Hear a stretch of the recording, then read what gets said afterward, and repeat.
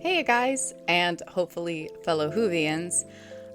Today I want to talk to you about why I love Doctor Who so much. I have always really enjoyed this series, and it really did change me on like a fundamental level. Like when I watched this show, I had no idea that it was gonna change me forever like this. Um, and looking back on it, I I I never realized how dark it is as well.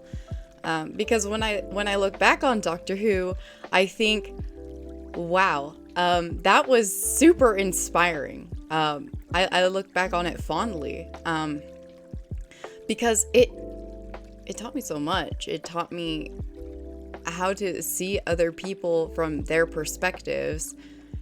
It taught me how to make friends better, and it taught me a lot about the gray areas in life. And it also, you know, when it comes to friendships and relationships, it taught me that just because you're going different ways in life doesn't mean that you're not friends still. And just because you don't fall in love exactly doesn't mean that you don't you don't love each other.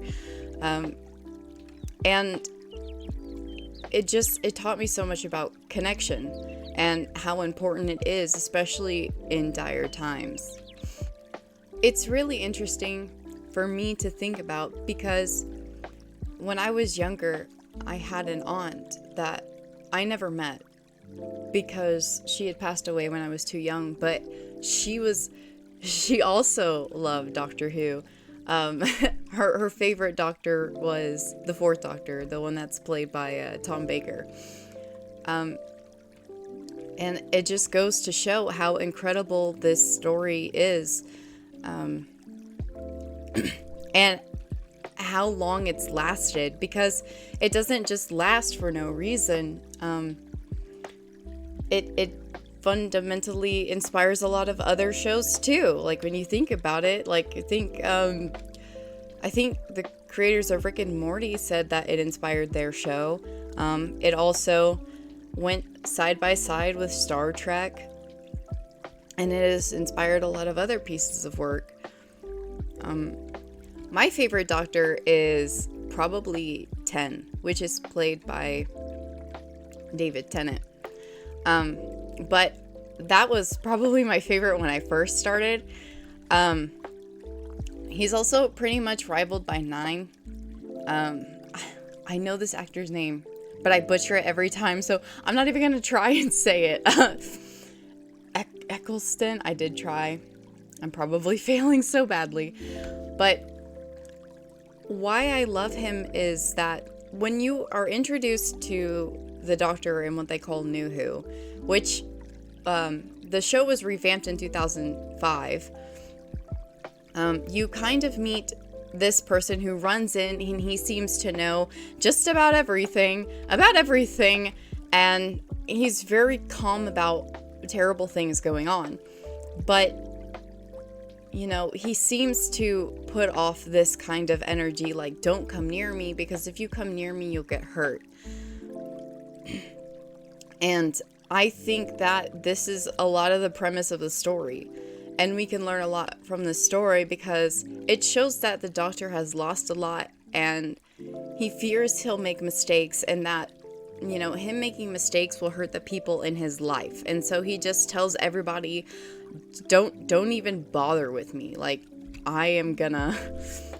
being with me is gonna make your life way worse. And you meet Rose Tyler, who is like, yeah, but you kind of already came and things already happened, and now that I've seen, I can't just pretend to not see. So what's going on? And so it's so interesting to see the dynamic of the Doctor because he seems timeless. You know, he's very old. At this rate, he's lived about 900 years and he's regenerated 9 times. So many people adore the Doctor, but so many people don't know the Doctor. And you come to find out it's because he fears losing these things. He fears that he is a bad thing in other people's lives. And through the power of connection, he heals. And the people in his life are changed. Now, whether he thinks it's for the better or for worse, that's he vocalizes his regrets, his remorse sometimes when things go wrong. But ultimately, it's up to the people in his life to determine what the time with him meant. So if you think about it, the Doctor should meet himself with a lot more grace. And through the side characters of the show, you get to see a lot of humanity as well.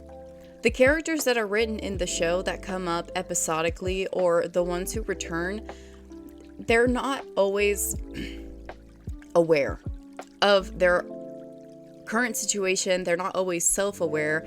They're not written to be these perfect people that you fall in love with. It almost seems like, at least from my point of view, the most, the ones that warm my heart the more are the side characters where they almost feel so overbearing.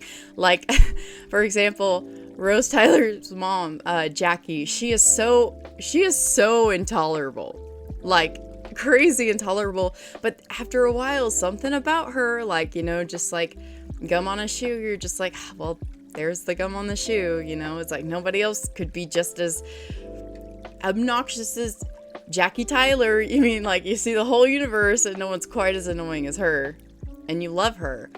Or, Mickey, he shows that he has trouble with abandonment, and you see that he struggles with the fact that, he's not as smart as everybody else. But in a way, being in the face of that all of the time, Mickey finds his way because he feels that he has nothing else. And so at some point he kind of goes, what have I got to lose? And he's just like, okay, well, I'm doing this now, and that's my thing.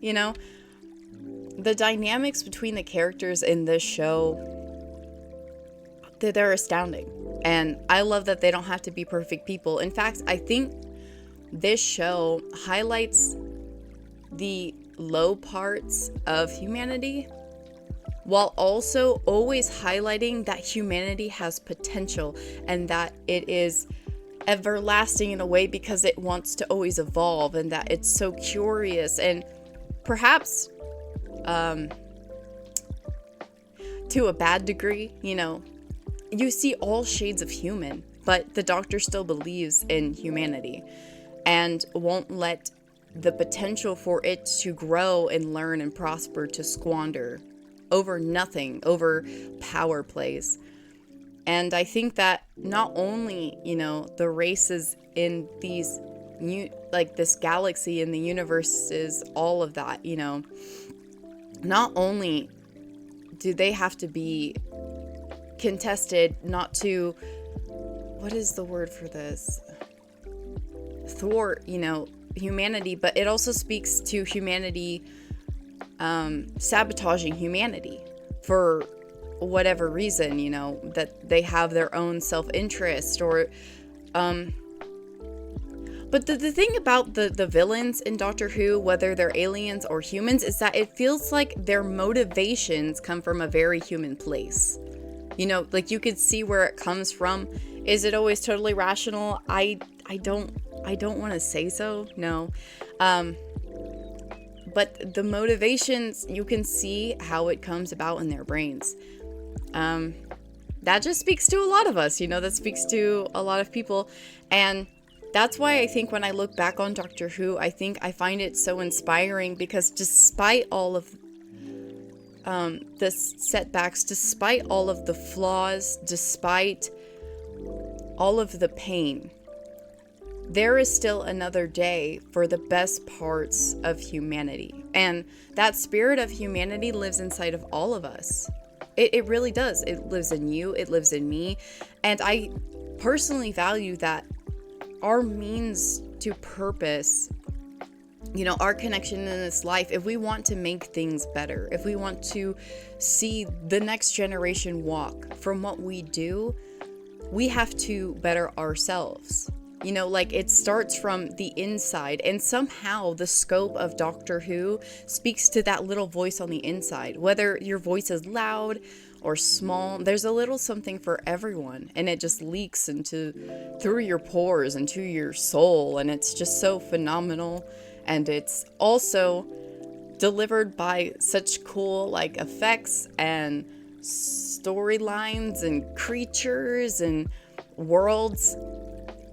I love it. Now, I haven't really watched Doctor Who past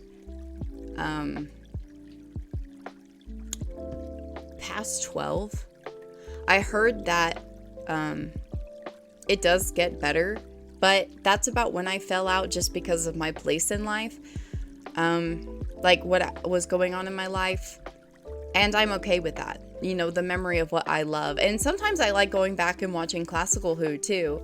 I've seen the first and the second Doctor some, as well as bits and pieces of others from, you know, like lives where other streaming platforms will just play it through the night, because I like going back and seeing all of that now. I think I'm getting a little tangential.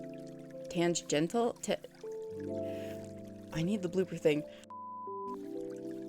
I am getting a little off topic, but that's why I just wanted to spew my thoughts about Doctor Who, because it has inspired me too. I think it inspires so much of like my writing, because I want to write and create to kind of show that you're not perfect, but you can still make it through the other side. You can still have a positive impact on people even if you don't believe that you are good. And if you don't really follow that in a way like path of righteousness, if you don't go to serve anyone but yourself because you're so afraid of what could happen, what could be, what wasn't, if you are stopped by guilt, if you are riddled with shame, if you are concerned with preservation, it will ultimately destroy you.